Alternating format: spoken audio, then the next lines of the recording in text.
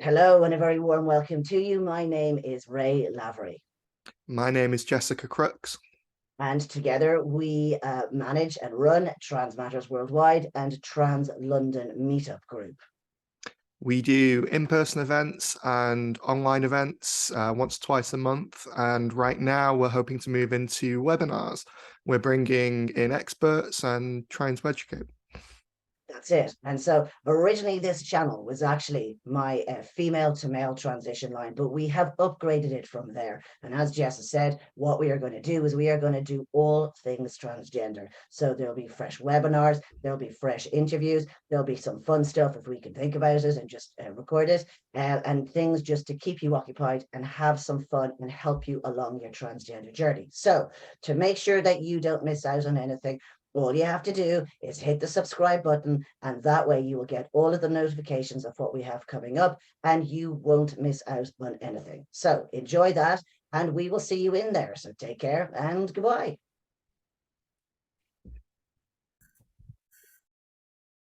Okay, a very warm welcome to you. Hello.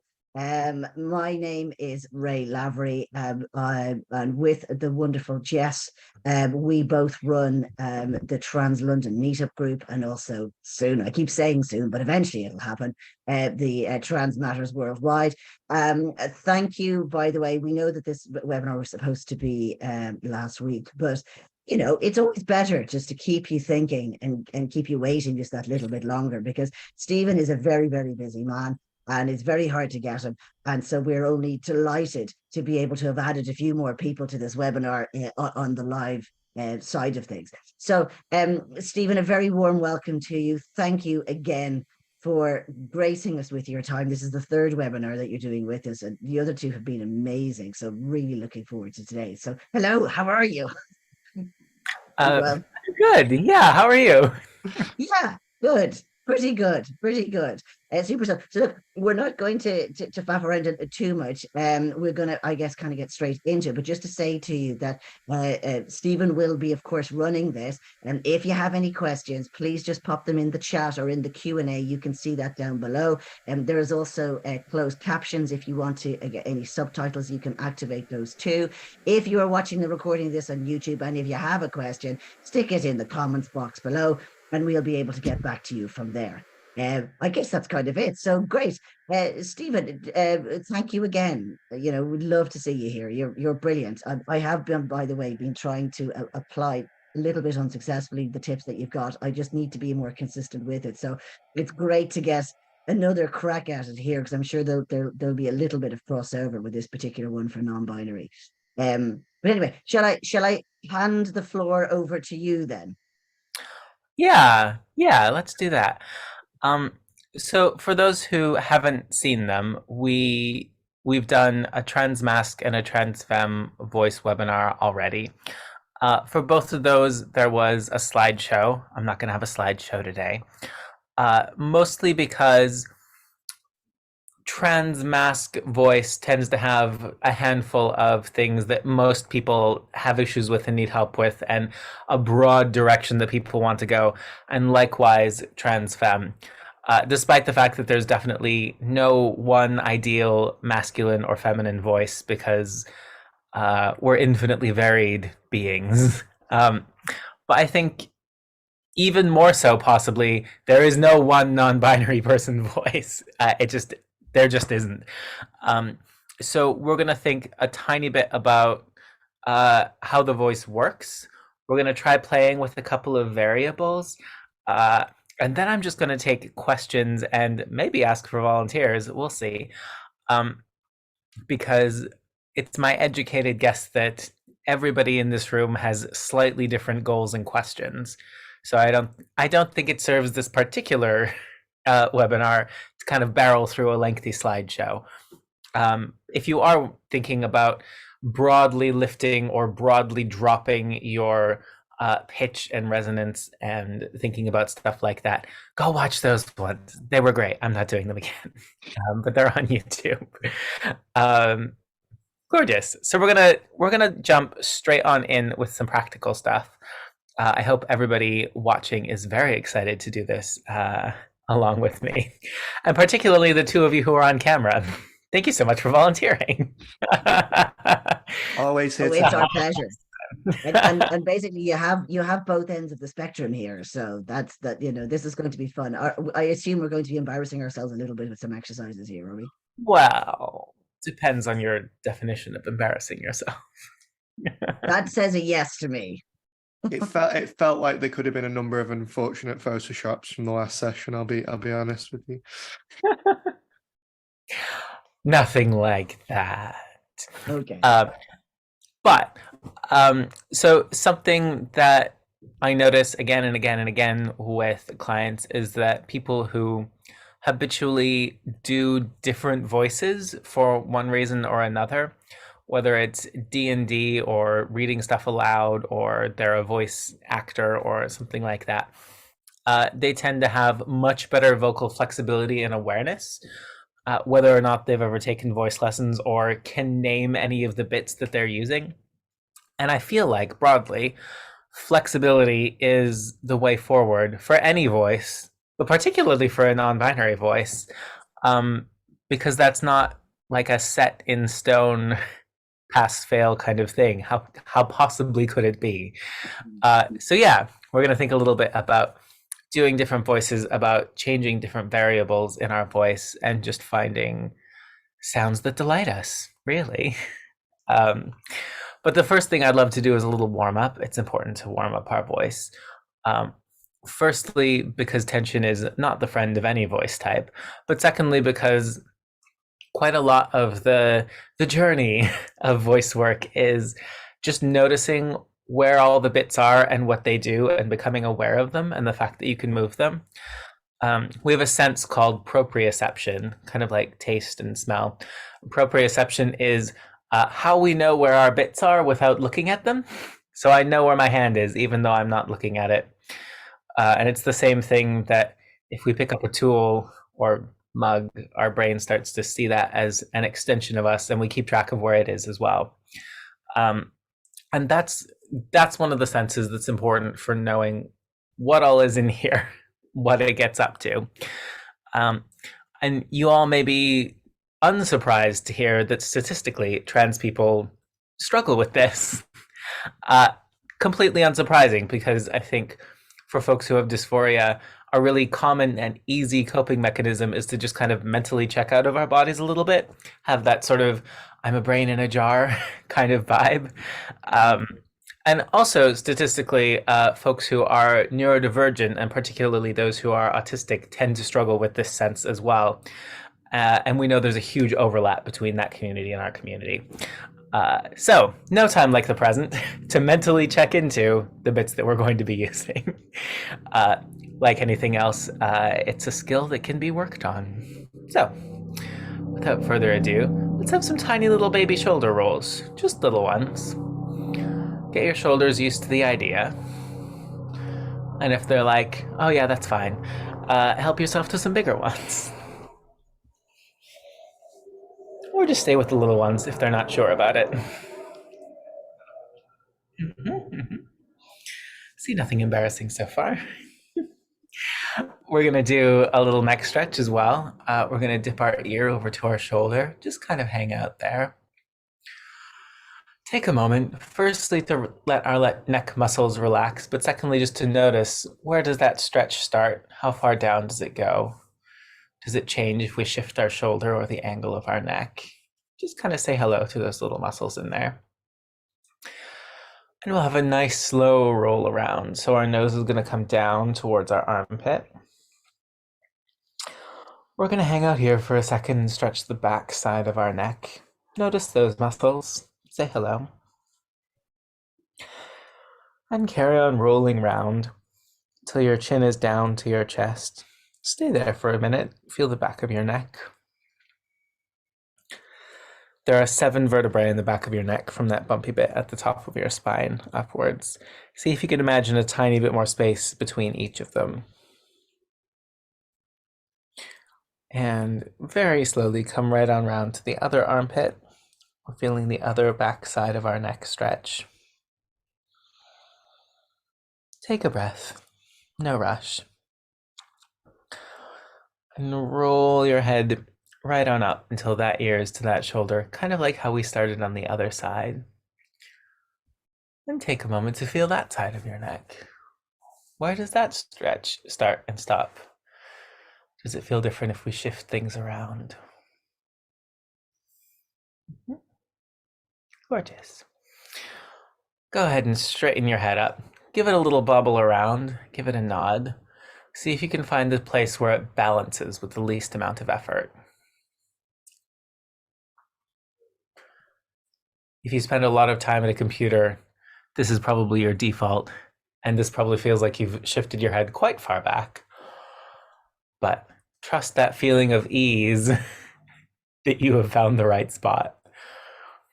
While you're in that spot, take a moment, let your jaw just kind of hang a little bit. You can keep your mouth closed or open, depends how you feel about it. There's something a little bit vulnerable about just having our mouth open, but feel that muscle just kind of relax for a sec. Give it a wiggle. You might notice a little bit more space as you breathe as well, just from checking out our posture. If your posture was already fine before, you might not notice as much, but take a moment just to check in with that. We're also going to treat ourselves to a tiny little neck rub. Why not? I think we deserve it. Give everything a little squish. If anything feels tight or bumpy, take a moment, give it some care, give it a little extra squish. If it all feels fine, congratulations, very jealous. Take this as a moment to make a mental map of everything that's back there. So many little tendons. Who knew, am I right? When you're ready, come on forward, feel the sides a little. Nothing aggressive, but just feel what's going on there. And we'll give our jaw a little squish too, just on the side where we chew. It's a very easy muscle to clench. No time like the present to say hello to it. We're reminded it can chill out, nothing's gonna fall off. Probably. If it does, you don't need voice lessons. That's a whole other thing. And we're going to squish our thumbs just behind our chin, but still in front of our neck. That's the base of our tongue. So our tongue comes down quite far. You can feel that it's your tongue if you press up a little and swallow. You'll feel that motion all the way down there. So first thing, your tongue's pretty big, right? It's important to note that it goes this far down.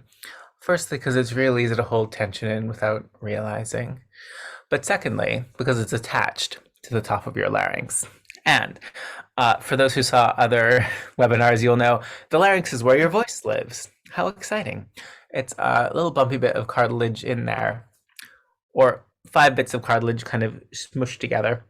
And inside it, you have vocal folds. They come together like that. They vibrate, they make a noise. Kind of like that, but the size of a fingernail and in your throat. As we kind of let our voice slide up and down pitch-wise, you might notice that your larynx kind of goes up and down. Give it a try if you'd like. You can feel very lightly, you can feel that that kind of wants to move. If we're thinking about shifting the pitch of our voice, it's really important to have a larynx that moves really freely, and not to clench our tongue to try and make it happen.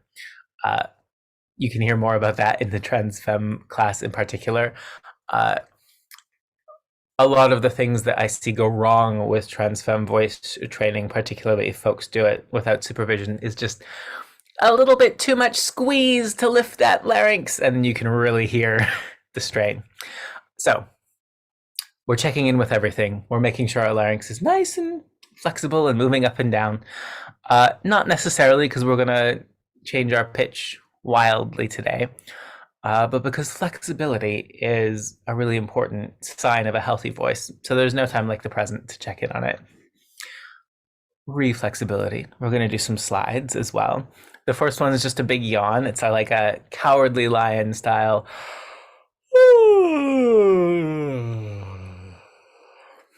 Have a couple. Go slowly. Luxuriate. Imagine your voice is stuck on an escalator and it's just going really, really slowly.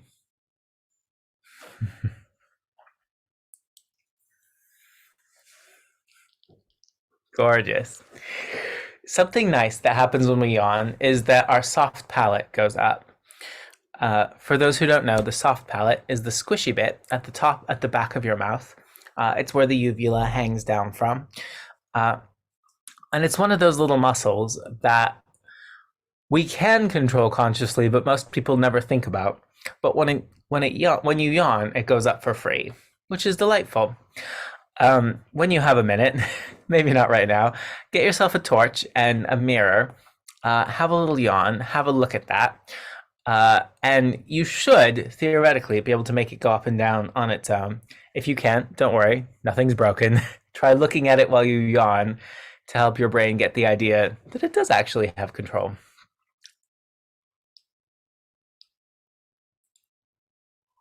Do you see that lifting up at the back?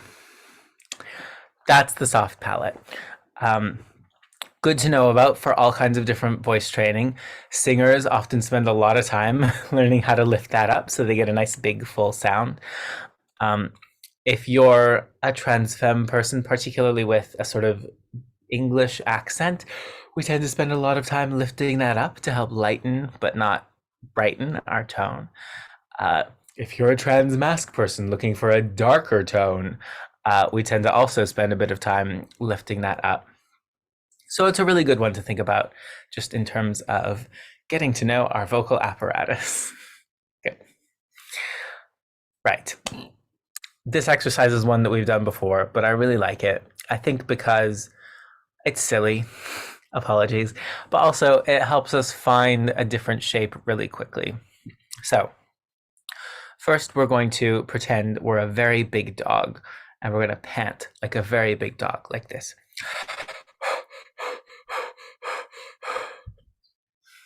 Nice.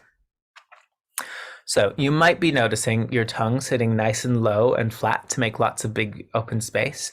You might notice your soft palate going up. You might notice this bit in here kind of getting a little bit bigger and fatter, like those frogs that kind of poof up there. You might notice that the air you're using is warm, that it's moving quite slowly, like you're trying to fog up a window. And you might notice that you run out of air really quickly because we're using quite a big volume of it. Right. It's okay if you don't notice all of those things, but take a moment, do the panting, feel the feelings. And then just for fun, let's see if we can say a couple of really nice, boring sentences as that big dog. So we're keeping our tongue down, we're keeping our soft palate up, we're keeping that big, open, warm kind of sound. You can say anything you'd like. If you're having trouble thinking of things to say, I warmly recommend just opening Wikipedia to any random page and reading it aloud. Maybe you'll learn something.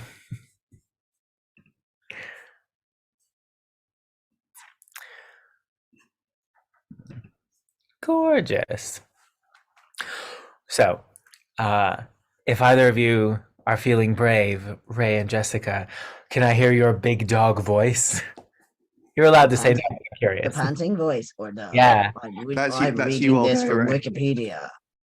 Yeah. That's the one that you want. That's what I'm doing. Yeah. I'd Gorgeous. like to believe that this makes me sound better, but I think I just sound like a moron.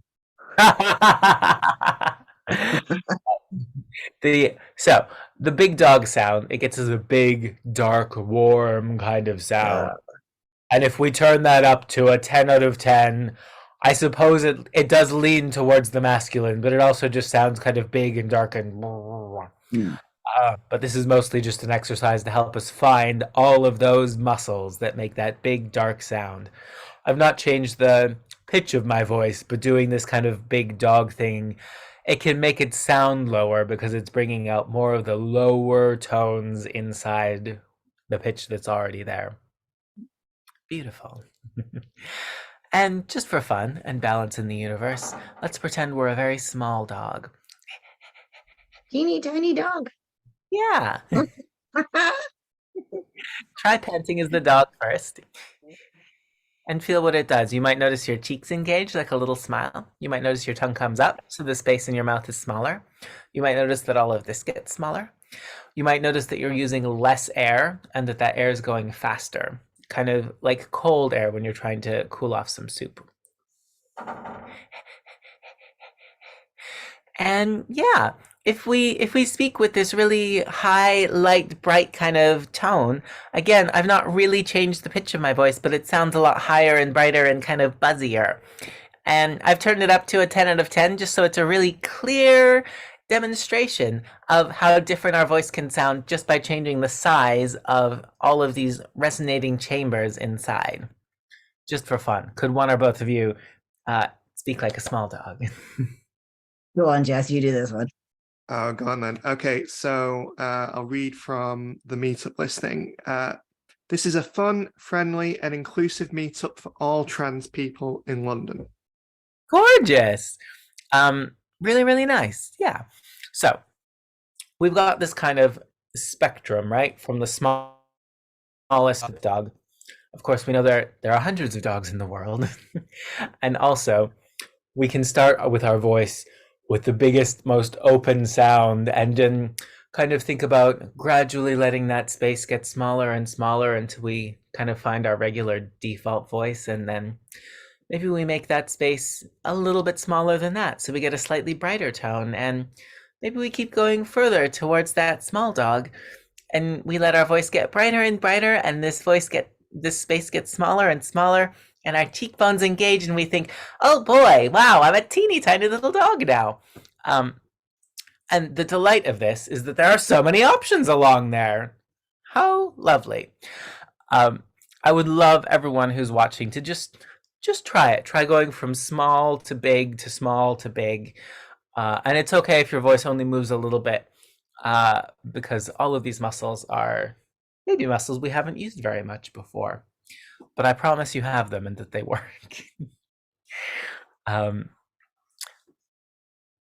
Ray and Jessica, are either of you feeling brave enough? Well, I was going to put myself on mute actually, because if other people are doing it, it's going to sound really weird to them if they're doing it at the same time and then I'm suddenly doing it, or Jess doing it. It might just be like a very, very bad out of tune choir. It's kind of what I was thinking. Cool. But I have to say that the bit in the middle is, like you say, your natural tone in the middle. That's for me ever changing. But to go a little bit, just a little bit higher, to sustain up there at that very high voice is very, very hard. It actually, you were saying that it has more, like you can go further with it. It sounds to me like this is what feels a little bit like I'm holding my breath almost up here. Would that be about right? Or no? If you're used to using more air, then the amount of air that small thing uses and the quality of air does probably feel a little bit different. Yeah. Okay. And would that be the same again for like resonance? Because like it sounds also like you're very, very soft at that point. And so if you were trying to get heard, that this would be very difficult at this range. Is that about right? Can be quite difficult, yeah. We talked about projection a little bit in the trans femme one. It's a perpetual thing, both for trans masc and for trans femme voice. Actually, when we significantly shift the pitch of our voice, it takes a little while for all of the supporting muscles to catch up and be ready to kind of push a little bit harder. Broadly speaking, when we're trying to project with a higher pitch, we want to make it kind of bright and obnoxious and a little bit North American sounding, for which I can only apologize. But that's why you can hear us on the other side of a room. And if we're thinking about projecting in a lower pitch, it's usually that we need more air, because if we were used to speaking in a higher pitch before, we might not be used to just the sheer amount of air that a lower voice takes to get that power, if that makes sense. But it's a little bit easier to project when you're down at the lower side. It kind of feels like there's more, I don't know, juice in the engine. Depending on your voice type, possibly.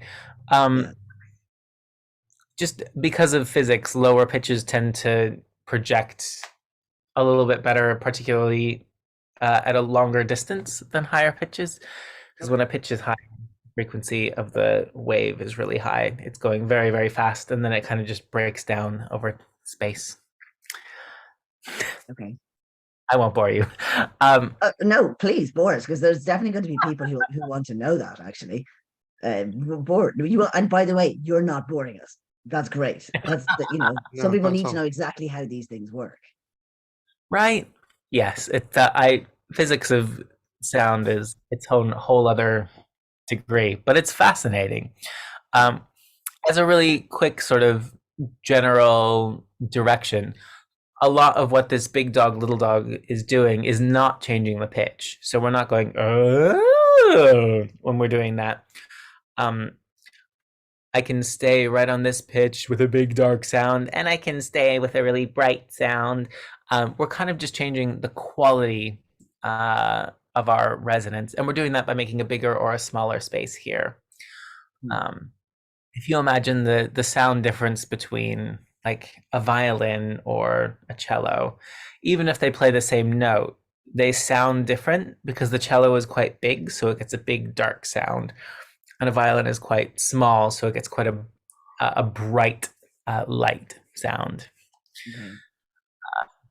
Likewise, if you go into like a parking garage or a church and you make a sound, because that room is big and hard and echoey, you get like a big sound out of your voice just for free because of acoustics.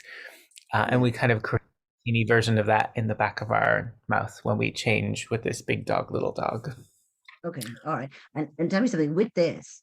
And the answer probably no to this, but we'll ask it anyway. Does the placement of your voice differ if you have a different accent, say, for instance, an American accent, or in my case, an Irish accent, or does that make a difference? It does, yeah. So somebody's asked in the Q&A how it would differ for an American accent. It depends specifically where you're from and how you sound. Broadly speaking, I'm going to go ahead and say Irish, some Scottish, most North American, Australian accents all tend to have quite a bright tone to them, and I'm exaggerating it in mine because I'm Canadian and it's one of the milder accents, but this brightness and twanginess that I'm bringing into my voice, it tends to be really common to all of those accents.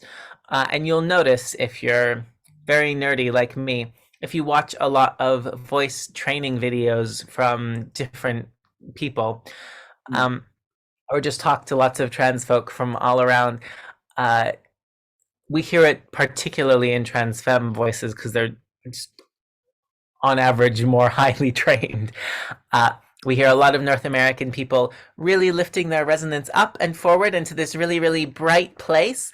And we tend to hear a lot of British people lifting, but having a really light, gentle, kind of soft sound to their voice, kind of to match like with an RP accent. I'm not going to do the accent, but this is the placement. Please try the accent. Give it a go. And that's to do with how our accents are naturally placed anyway. An English accent, most English accents, they vary so much, tend to be quite far back. In particular, I'm thinking an RP English, Southern English, weirdly Yorkshire also really far back. But if you think about, I'm going to say Manchester is a fun exception to the rule. It's very bright and forward placed, and like they use the front of their mouths so much it almost sounds like they're spitting the words out because the sound is placed so far forward in their mouth.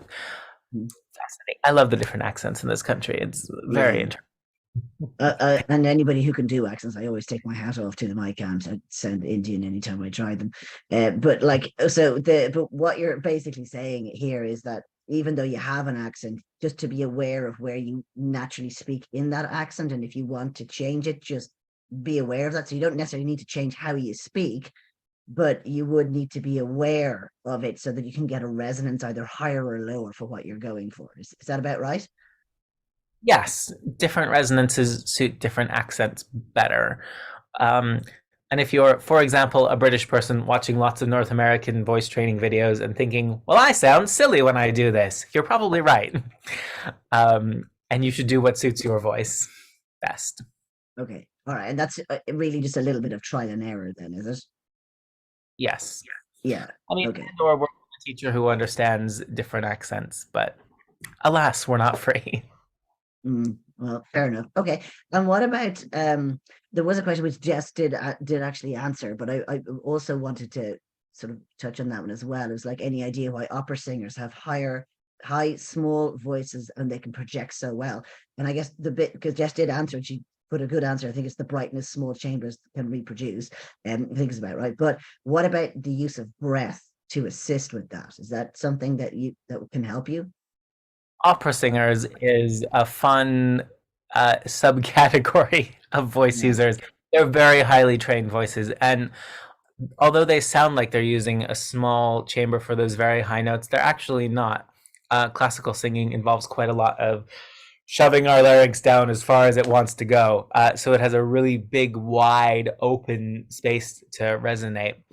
And when they're getting those really high notes, it's just a different range of their voice. So we've got our speaking voice here. We call that chest voice when we're singing. We've got the next range up, which is our head voice or falsetto. So, oh, if I wanted to sing up there, that's sort of, it's that light, bright sound. But there are ranges above that where our vocal folds are stretched and at a different angle and getting really high whistly sort of Mariah Carey type sounds. And those just pierce real well because they're so gosh darn high and because of the angle our larynx is at and the way the air goes, which is quite a lot to say. It's a very specific technique. Yeah, and I suppose a lot of those singers kind of do it naturally. Their natural ability to use their voices is there, so it really only be sort of like tagging on bits. I mean, I think it would probably be very unusual for somebody who's tone deaf and rubbish at singing to become an opera singer. I slightly take umbrage with it because there are no opera singers anywhere in the world who have not put years of work into their craft. So they definitely did. For sure. Yeah. Some people have a better ear than others. Yes. Yeah, but they're starting with a good instrument, if you like. They're able to, yeah. You know what I mean? It's like sort of like, you bought your guitar in the pound shop, or you bought, a really nice Taylor for $5,000. It's going to sound different. True. But either way, if you practice, you will get better. Oh, sure. I hear all the time from students who they couldn't possibly sing, just not gifted, no talent. And what they actually mean is someone told them when they were 5 that they were bad, and they've just really taken it to heart. A lot of the time people get good at singing because they like singing, so they do it a lot, particularly when they're young. And maybe they grow up somewhere where they're just encouraged and allowed to do that. Yeah. Okay. All right. Which is also good. So basically what you're saying is it's down to practice. And I assume that by a singer, opera or not, being trained, that they would just automatically bring this into their normal speaking voice. Does that sound about right too? That even if it's not subconsciously. They do tend to project really well because they have a big open space here and really flexible vocal folds. Yeah. That's just their habit, if you like, from that.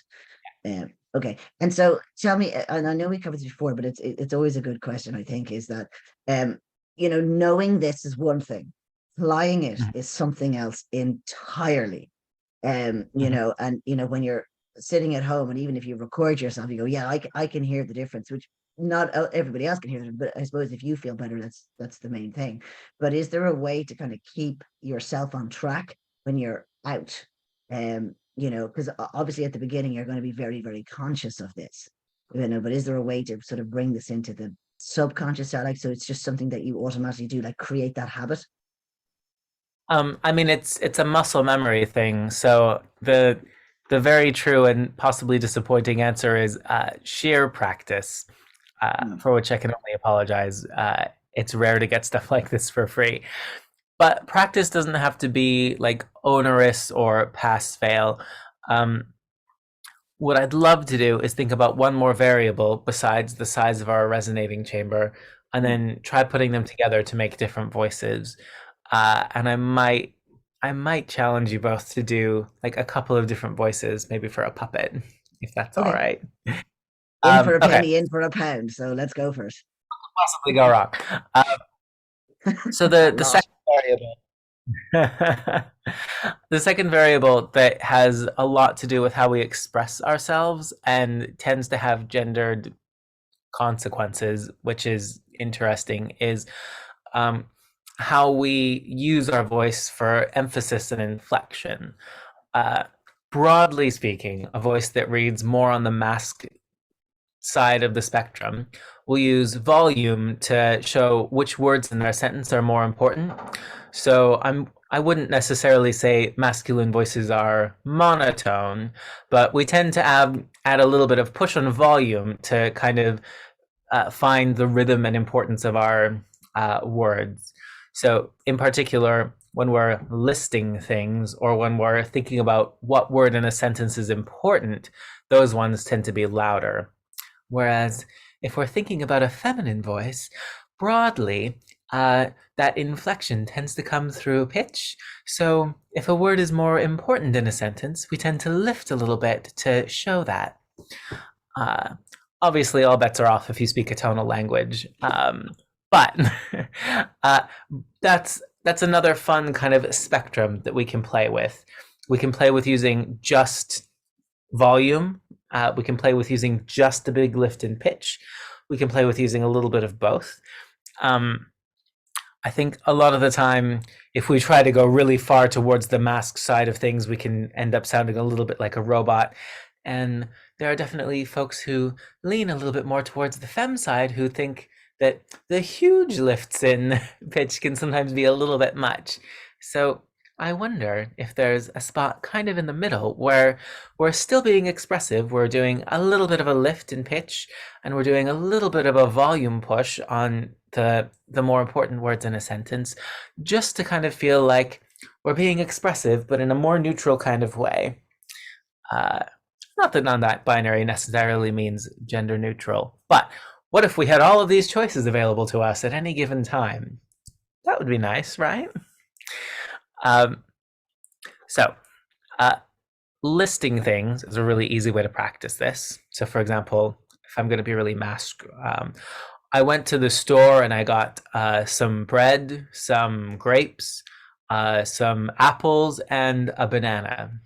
Or if I want to be very pitchy and inflectious, I don't think that's a word, but I'm using it anyway.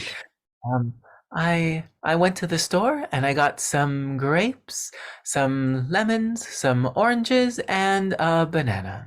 So we're just kind of creating these two different voices, one that uses lots of pitch, and one that uses lots of volume. And then maybe they can talk to each other and we can just enjoy those two little moments, having a little conversation. Hello, my name is Bartholomew. I feel like anybody who's like chosen right now to start watching this probably thinks I'm really off on one. Hello, my name is Bartholomew. Hi, I'm Jax. So we've got that like slightly different inflection and emphasis going on. Again, I've not really changed pitch. I'm not trying to make this voice desperately butch or this voice desperately femme. It's just a fun variable to play with. Does that make sense? It absolutely makes sense. And I think the thing is that what you're saying is at the beginning, you need to concentrate on this. But what is also, it seems, is like, don't take this too far because it's going to just sound weird. You know, people are going to realize it's like it's like, oh, they're just putting that on. Like, you know, it's, am I wrong on that? Or because you were about to say something. I think when you're practicing at home, you should go Practicing, sure. 10 out of 10 because actually it's much more efficient to learn a new skill like this by overshooting and then reeling it back than if you try to sneak up on it and think, no, I'm going to stay comfortable. I'm going to make sure I don't sound funny. Just going to change it a tiny little bit. It will take ages and you'll get very frustrated with your slow progress. So here's my hot take. You can use your hands or like get yourself some stuffed toys, get a sock puppet. Practice doing different silly voices for different characters. Not because I'm going to go out in the world and try to talk like this, but because vocal flexibility makes building new habits and finding the voice you do want much, much easier. Okay. So kind of like a little bit like practice like you're going to be a ventriloquist or something without actually trying to close your mouth and stuff like that. So it gives you that ability to, you know, for me, that would be easier. Actually, I like that idea. Okay, well, this is that character. Fine. That's how they spoke. This is this character. That's how they talk. Fine. It's a little bit easier, I guess, to do that. It gets us a Yeah. lot of flexibility, but it also means that we don't have the emotional pressure of, is this my perfect voice? And if no, I Yeah. better not speak to anyone ever. Do you know what I mean? Yeah. Uh, yeah, Yeah. Okay. that's And the different muscles. sure, sure, absolutely. Okay. So practice that. And really the thing is just experiment. So is it a good idea to record yourself then and listen back, or is that just not helpful?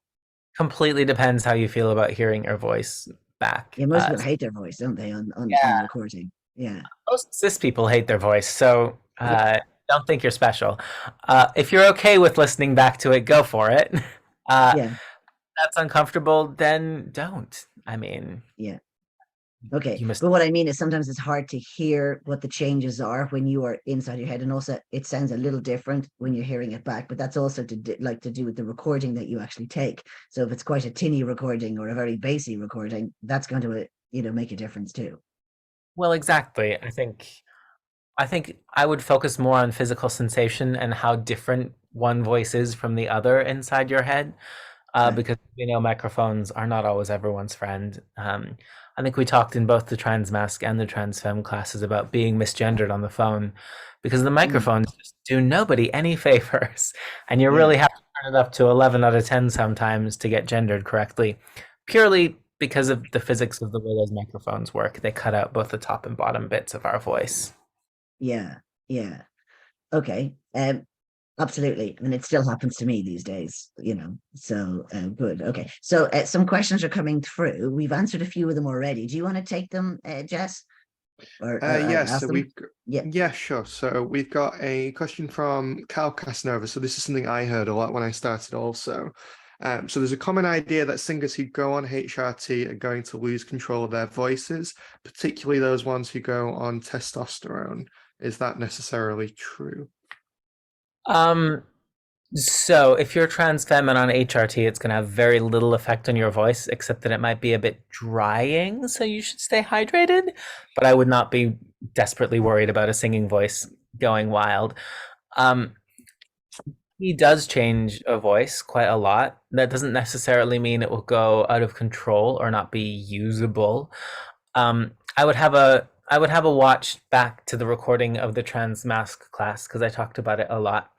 Mm, But the short answer is your pitch drops, that chest voice range drops, and sometimes it takes the head voice a little while to fill the gap. So you get like a weird little spot in the middle where it's shaky, hard to pitch. Sometimes those notes just disappear for a second. It doesn't mean anything is broken. It's just a changing voice, and everything's And almost I guess it's certainly. just about refinding it. That's the thing. It's not like, oh, it's gone. Because I mean, I still have that at the higher ranges where it's sometimes very, very difficult. And because I did ask you this question, I think it kind of came from me. But what I realized that it is there. It's just that I'm used to using my voice in a certain way, and that isn't going to work so well anymore. And it's literally like doing the exercise that you were talking about, which helps me refine it. And that's the important thing. And that is something I do actually want to apply because, you know, singing in the shower, for instance, it's terrible, but I enjoy it. Yeah, I wouldn't want to subject anybody else to it. But at the same time, it's nice to feel that I can still do the higher bits, like when a lady is singing or something like that. almost every cis man has that top bit to their voice as well. Some of them choose not to use it, but I, it's up there. I promise. It didn't go away. Yeah. Yeah. Okay. So we've got a question. So one of us is starting to get a bit of a sore throat. So the question they're asking is, should they pause on the exercises? And are there any suggestions in general for making sure that it's not too tiresome on the vocal cords? Yes. If you're new to this, you should do it in small chunks, particularly things that you're closing up, like That small dog thing, do it for a few minutes, feel the feelings, take a break, go about your business. Because it's a lot of little muscles to get used to doing a new thing, and they will fatigue. Um, I think the last of our webinars in a few weeks is vocal health. So if that happens a lot, definitely come along for that one. That warm up that we did is also a really good cool down. And like with any exercise, you want to do a little warm up and a cool down. Have a nice big yawn to have a little relax of those. And I think we might have done this in the trans mask one, but if you get yourself a half full glass of water and a straw, first just blow some bubbles into the water. And then once you've checked the water isn't going to go everywhere, try singing a kind of middle range note into the straw, into the water. Ooh, and you'll hear it kind of come out the bubbles. It's a really, really great cool down. It's called Laxbox if you are nerdy and want to Google all about how it works. But in a nutshell, it puts a little bit of pressure back here, a little bit of air pressure that kind of helps open and relax our vocal folds. Laxvox, Laxvox. That's a good one, actually. Can I just actually just before you go on to that one, just Sure. another thing? Would it be that it feels sore and tired because you're kind of forcing it a little bit more rather than allowing it to just be? You know, like it's like, well, I haven't done this before, so I got to push a lot of air through a very tiny hole to try and get this sound. Would it be a bit like that? Trying to push volume can absolutely strain you faster.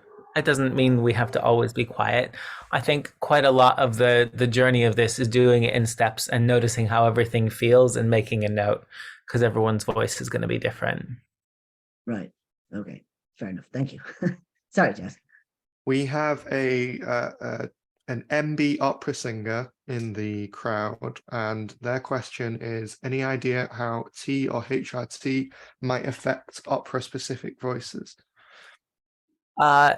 Depends completely on your voice type. So it'll thicken your vocal folds, which will take it from a lighter to a darker kind of tone broadly. So for example, if you look at a really good example is postmenopausal opera singers, you'll often find that like a coloratura soprano suddenly is a lyric soprano, and the range hasn't changed wildly, but the tone has changed just because of that hormonal shift. So even a small dose of tea is going to do probably roughly that. And if you're on a full dose, the whole range will kind of drop down. A lot of those sort of whistle and above notes will not completely disappear, but become a little harder to access. If you're a soprano, no time like the present to get very comfy in your chest range, because that's kind of the range that will open up the most and drop down. Yeah, most people's voices drop about an octave on T, so you can work your way out, work your way backwards to what kind of range you might end up in. I think, yeah, if you were a professional opera singer thinking of going on T, I would find a teacher who has experience with that. I work a little bit with singers like that. There's also someone called CN Lester who has done a lot of work with singers who are classically trained. They might be a really interesting person to chat to as well. Good. Okay. A very quick one here. Would you recommend learning to sing for someone that has never done done it as a vehicle for voice training? Yes. Good answer. And the way, do you want to go for? Sorry, Jess, this is kind of your job here. Sure. So we've got a question for someone who's possibly had a throat injury previously, and is in some, a minor form of pain most of the time anyway. The question is, what's the best way to know your limits and identify them so you can work with them? So if you've had an injury or an ongoing illness, particularly if you're a professional voice user, you should definitely book yourself a session with a speech language therapist, because that's their job. They often end up doing trans voice training, but actually they are there for, I have hurt my voice, please help me with it. And they'll be really good for stuff like that. I would err on the side of caution unless and until a medical person like a speech language therapist says, yeah, go ahead and push. LaxVox is really great for a fatigued voice. That's a safe exercise that a lot of them will use, and a lot of ENTs use as well. You might even find that if you've got an ongoing persistent thing, you end up at an ENT and they pop a camera down and you find out all about what's going on there. Could be nodules on your vocal cords or something like that, for instance. We cannot tell. We cannot speculate. There's lots of stuff that might cause that. Some people have something called silent reflux, which is acid reflux that only happens at night. So you don't notice it, but then you wake up coughing and you're like, what's wrong with my voice? But again, none of us are remotely qualified to diagnose that. If you've got ongoing problems like hoarseness, yeah, go see a speech language therapist. That's what they're for. All right. There was one actually put in the chat here, because I know another one in the Q&A. So how about somebody is asking here how to talk in a non-binary way and not give anything away? Is that possible? So I did ask for clarification as to what giving what away. And the clarification came back, the effects of age or recovery from chronic cough, e.g. COVID. So I'm not sure how you could hide the effects of that. I don't know what your thoughts are on that question. Well, so there's a lot of different variables to how a voice gets gendered, and I think the two that we've talked about, androgynous maybe. So yeah, so brightness versus darkness, and using pitch versus using volume to emphasize words. Finding a kind of happy medium on both of those scales can go a really long way. Further than pitch, indeed, because low female voices and high male voices have such an overlap. I think the way that we clock people has a lot to do with resonance and how they're using their voice and social cues like that. Yeah, but also if you're facing somebody, they would have already made that decision based on what they see in front of them. So on a phone, you probably have a greater chance, but it just, I'm afraid people see what people see, annoyingly. Depends how you present. Yeah, that's what I mean. Yeah, I know, but what I'm saying is that could have an effect on how people gender you, if you like. Possibly. Yeah. Okay, so we have, I know there's two questions here, but Stephen has to leave very promptly this evening, so we'll just go for these last two very quick ones, and then I'm afraid leave it at that. And if there's more, just get in contact with Stephen or us, and we'll put you in touch with him. Do you want to go for the last two, Jess? Sure. So this person says, whistling is one way to train a musical voice while sick. Can that sort of general breath control help with trans voice training? Breath control is important, but we don't engage our vocal folds when we whistle. So it's a good musical exercise, but it won't have a huge effect on your speaking voice, no. And then last question, going on a really low dose of tea can be harmful to our voices? Question mark? No. Unless, I feel like if you're, for example, a professional coloratura or a soprano, maybe yes, but I think wreck or damage a voice is a very relative term. It will change your voice, but not for the worse in most cases. It'll make it a little thicker, a little darker, a little lower. Nothing tragic. No, I think it's more how you use your voice that would determine how damaged it is. Like if you're, for instance, in a death metal band, you're going to be screaming into a microphone. Well, that's going to damage your voice. If you're doing it wrong, yep. Yeah. Yeah, exactly. But anything else, I think, I just think if you overuse any voice or screaming at a football match or wherever you might be, that's going to damage your voice. But if you're not doing that on an ongoing basis, I can't see how that would damage it. I mean, certainly on T for 2 years, and I've not seen any of that. and not, nobody I've talked to has mentioned it either. I don't know, Stephen, did you have any experience on that? No, it changes your voice. Yeah. If you don't adapt to that change, you can notice that your voice will get more fatigued and maybe a little croaky, but that's usually more a habit thing, and I won't comment specifically because I haven't Yeah. heard your voice and I'm not a doctor. Fair But enough. Fair broadly, enough. Right. Okay. Super. Great. Stephen, thank you again for again another very interesting webinar and covered very different things actually, and I love that. So thank you very much, and I hope it was very helpful to everybody. So, Stephen, if anybody wants to get in contact with you, how do they do that? my website, well, our website, London Trans Choir is probably the easiest way. LondonTransChoir.com, I think. Okay, great. Okay. Also, if you want any emails or numbers, you can either just get in contact with myself and Jess. If you are watching the replay of this, which you must be at this point because we're at the very end, just look down on the description and you will see all of the contact details there. You will also see the links to the other two webinars that we had on vocal training. If you were watching this live, we will be emailing this out to you with all three of the webinars so far on vocal training. So you will get it. So watch for your email. Any other questions? Stephen had to go. Sorry about that. Any other questions? Please just put them in the comments or email us directly, and we will be able to get that sorted out for you. So there we are. Thank you so much, everybody, for watching. Thank you so much for being here, and we look forward to seeing you on the next one. And until then, enjoy yourself. Goodbye from me, and I guess goodbye from you too, Jess. Yeah. Mwah. Wonderful. All right. Take care, everybody. Have a great evening. Cheers and bye-bye.